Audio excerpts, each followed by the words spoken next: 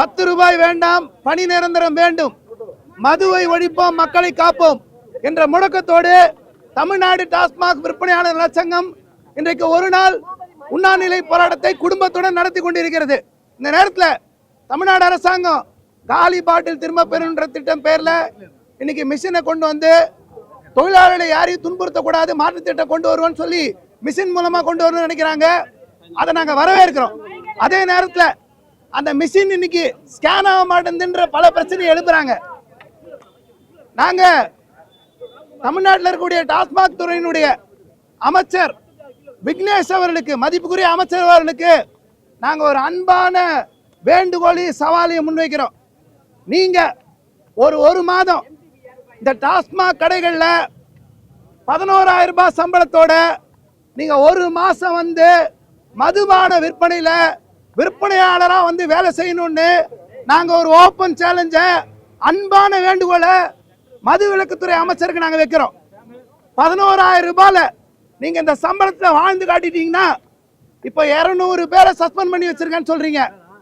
எங்க தொழிலாளி அத்தனை பேரும் 11,000 ரூபாய் சம்பளத்துல அவங்க வாழ்நாள் முழுக்க வேலை செய்வதற்கு தயாரா இருக்காங்க. இந்த அமைச்சர் நீங்க வந்து இந்த கோரிக்கையை நிறைவேற்றணும் நாங்க கேட்டுக்கிறோம். அதே நேரத்தில் தேர்தல் வாக்குறுதி மதிப்பிற்குரிய முதல்வர் அவர்கள் ஜோசப் விஜய் அவர்கள் அவங்களுடைய முக்கியமான தேர்தல் வாக்குறுதி நாங்க ஒப்பந்த முறையில் அரசு துறையில பணிபுரியக்கூடிய அத்தனை பேரும் 5 ஆண்டுகள் எல்லாரையும் பணி இயந்திரப்படுத்தணும்னு சொல்லி இருந்தார். டாஸ்மாக் ஊழியர்கள் 23 வருஷம் வேலை பார்த்திருக்காங்க.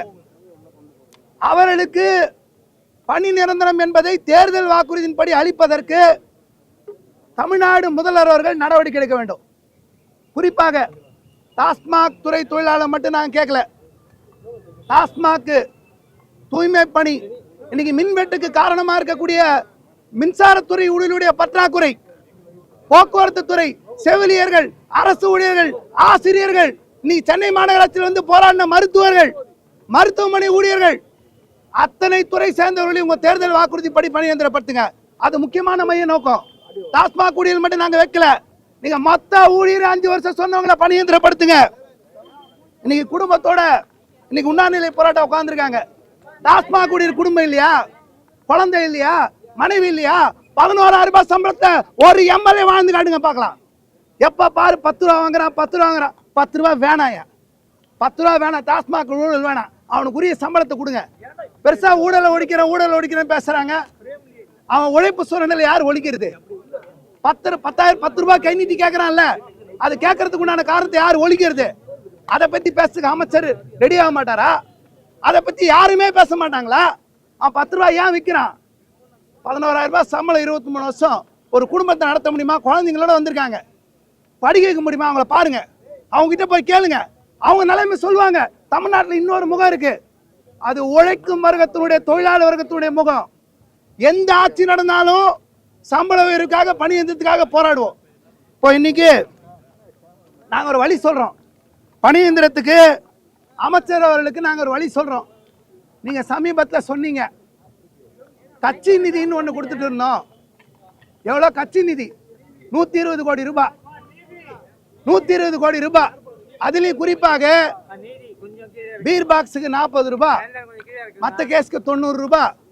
இதெல்லாம் நாங்கள் வந்து கட்சி நிதி ஊழலை தடுத்து நிறுத்திட்டோம், காப்பாற்றுறோம், ஜனங்களுக்கு கஜானா சேரும். நாங்கள் சொல்கிறோம் 120 கோடி, 1200 கோடி அந்த பணத்தை எடுத்து இந்த தொழிலாளிக்கு சம்பளம் கொடுத்து பணி எந்திரப்பட்டு 10 ரூபாய் பிரச்சனை பொதுமக்கள்கிட்ட யார்த்து கை நீட்டி கேட்கறதுன்றது நடக்காது. எல்லாமே மாறிடும். செய்ய நீங்க ரெடியா?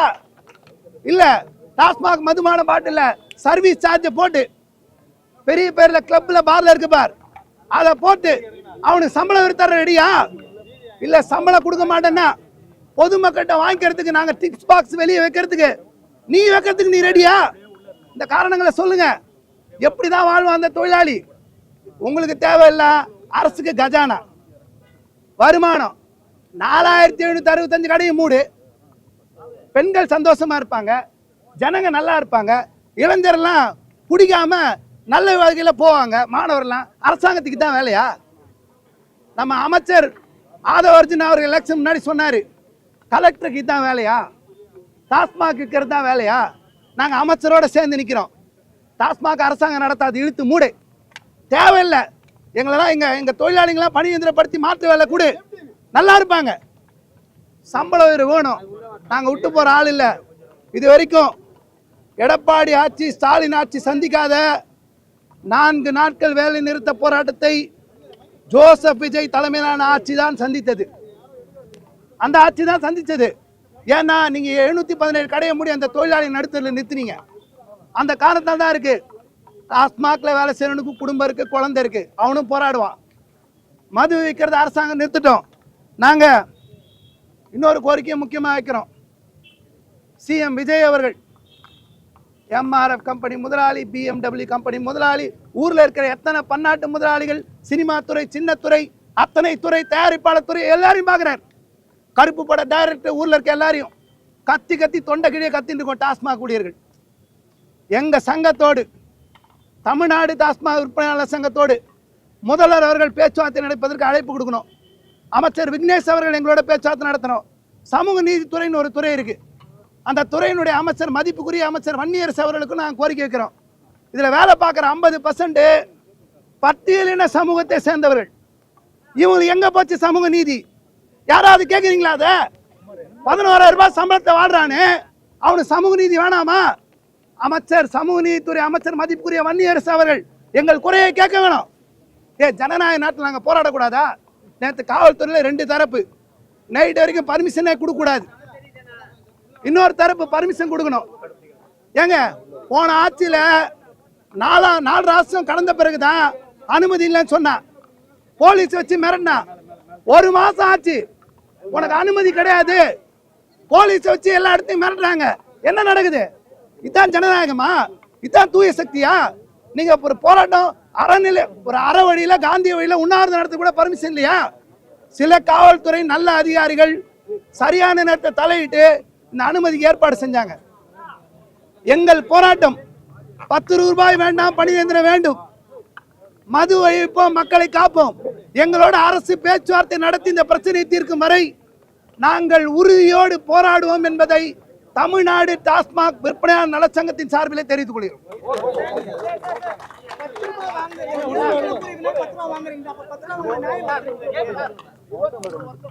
சார், நாங்க தான் சொல்றோம், நாங்க அதை நியாயப்படுத்த விரும்பல. 10 ரூபாய் வாங்கக்கூடாது, பொதுமக்களை துன்புறுத்தக்கூடாது, காசு கேட்கக்கூடாது எங்க கோரிக்கை, சங்க கோரிக்கை. நாங்க அதான் சொல்றோம். அமைச்சர் விக்னேஷ் அவர்கள், மதிப்புமிகு அமைச்சர் அவர்கள் ஓப்பன் சேலஞ்ச் தான், நான் அங்க போற ஊழல் ஒழிக்கிறேன். ஏன் மதுபான ஆலைக்கு போயிருக்காரு, குடோன்ல போய் அவங்க கிட்ட சொல்றாரு, யாரும் காசு கேட்காதீங்க, உங்களுக்கு சம்பள தேவை, பண தேவை வந்து அதிகாரிகிட்ட கேளுங்க, அரசாங்கத்துக்கிட்ட கோரிக்கை வைங்கன்றார். நான் கோரிக்கை வைக்கிறோம், ஐயா நீங்க தயவு செஞ்சு 1 மாசம் கடையில் வந்து வேலை செஞ்சிருங்க. 1ஆம் தேதியில 31ஆம் தேதி வரைக்கும் 11,000 ரூபாய் வேலை செஞ்சுட்டு, ஐயோ இந்த சம்பளம் சூப்பராகுது, நாங்கள் படிக்க வைக்கிறோம், காலேஜ் ஸ்கூல் படிக்க வைக்கிறோம், பெரியவங்களுக்கு ஹாஸ்பிட்டலில் மருத்துவ வசதி பார்க்குறோம், எல்லாம் செய்கிறேன்னு சொல்லுங்க, நாங்கள் ஏற்றுக்கிறோம். நாங்கள் 10 ரூபாய் வாங்கக்கூடாதுன்னு தான் நோக்கமாக வச்சுருக்கோம். ஒழிக்கணும், ஊழலே வேணாம். திருடுறவெல்லாம் அங்கே இருக்கான், காசு சம்பாரிச்சு ஒரு அரசாங்கம் நடக்குது, உழைப்பு சுரண்டலும் ரைடும் சஸ்பென்ஷனும் தொழிலாளி தலையில் விடுது. இது என்ன நியாயம்? ஏன் அப்ப அந்த 10 ரூபாய் வாங்குறீங்க? இதுதான் ஒரு முக்கிய கேள்வியா இருக்கு. ஏப்பா சம்பளம் பத்தல, இதுக்கு முன்னாடி எல்லா அதிகாரிகளும் ஊழல் பண்ணியிருக்கான். ஒரு மாவட்ட மேலாளருக்கும் 10 லட்ச ரூபாய் கப்பம் கட்டணுங்க தொழிலாளி. நீ இப்போ ஊழலை ஒழிச்சேன்னு சொன்னீங்க, சம்பளத்தை கொடுத்துருங்க, 120 கோடி ஓப்பனா வை, தொழிலாளி சம்பளம் கொடுத்துரு, பிரச்சனை முடிஞ்சிடும். ஒரு அதிகாரி ஊழல் பண்ணிக்க. நாங்கள் சொல்றோம், ஒவ்வொரு மாவட்ட மேலாளரும் பெரும்பான்மை ஊழல் பிடித்தவர்கள். 10 லட்ச ரூபா ஒரு மாசத்துக்கு கொள்ள அடிச்சிருக்கான். அவனை ஜெயிலில் வைக்கிறது உங்களுக்கு எதாவது ரைட்ஸ் இருக்கா? உங்களுக்கு நீங்க ரெடியா இருக்கீங்களா? ரைடு சாதாரண 11,000 ரூபாய் வாங்கணும்னு தூக்கி சஸ்பென்ஷனு, கடையை விட்டு தூக்குவேன், அடுத்த நாள் வீடியோ போடு, கடையில் இருக்க மாட்டான். அவங்கெல்லாம் கண்டிங்க, தண்டனை கொடுங்க, 10 ரூபாய்க்கு சம்பளம் கொடுங்க. அதுக்கப்புறம் 1 ரூபாய் எக்ஸ்ட்ரா வச்சுட்டா கூட அவர் சொல்றாரு, 10 ரூபாய் எக்ஸ்ட்ரா வச்சுட்டா சஸ்பென்ஷனு, 1 ரூபாய் காயின் இல்லையா, 2 ரூபாய் காயின் இல்லையா, 5 ரூபாய் காயின் இல்லையா, எதுக்கு 1 ரூபாய் கூட வைக்கணும்? ஊழல் இல்லாதெல்லாம் மாத்திங்களேன், நாங்கள் ரெடி. தமிழ்நாடு டாஸ்மாக் விற்பனையாளர் சங்கம் நாங்கள் சொல்கிறோம், 10 ரூபா வாங்காமல் இருக்கிறதுக்கு நாங்கள் ரெடி, பணி இயந்திரம் கொடுக்கறதுக்கு நீங்கள் ரெடியா? அவ்வளோதான்.